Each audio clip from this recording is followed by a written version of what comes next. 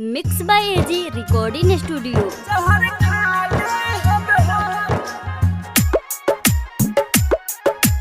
DJ Kanchan Raj Muzaffarpur.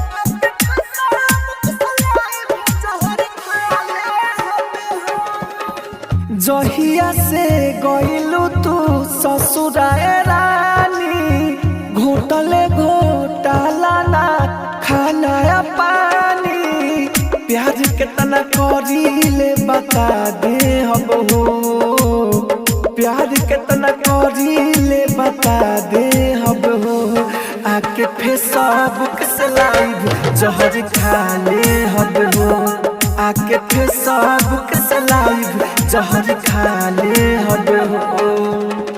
जहिया से गइलू तू ससुराए रानी, घोटले घोटाला ना खाना या पानी, प्यार कितना करीले बता दे हम हो, प्यार कितना करीले बता दे हम हो, आके फेसबुक से लाइव जहर खा ले हम हो, आके फेसबुक से लाइव जहर खा ले हम हो। Mix by AG recording studio. DJ Kanchan Raj Muzaffarpur.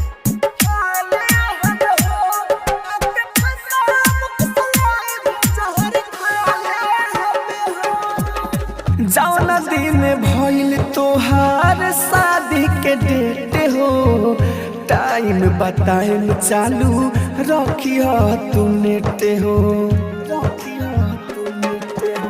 जौना दिन भइल तोहार शादी के डेट हो, टाइम बताइम चालू रखिया तू नेट हो, टाइम बताइम चालू रखिया तू नेट हो। सोचले सपनावा मिला दिल खा के हो, सोच कहतानी नहीं बुझी हम जाके हो, कहतानी करे के देखा दे हम हो, कहतानी करे के देखा दे हम हो, आके फेसबुक से लाइव जहर खा ले हम हो, आके फेसबुक से लाइव जहर खा ले हम हो।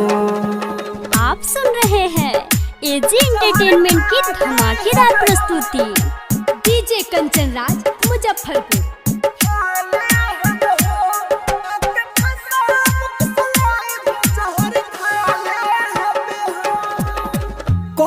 एहसान एगो हमारा से मिल के, मरे से पहले बतिया कहतानी दिल के, कहतानी दिल के, कद एहसान तने हमारा से मिल के, मरे से पहले बतिया कहतानी दिल के, मरे से पहले बतिया कहतानी दिल के।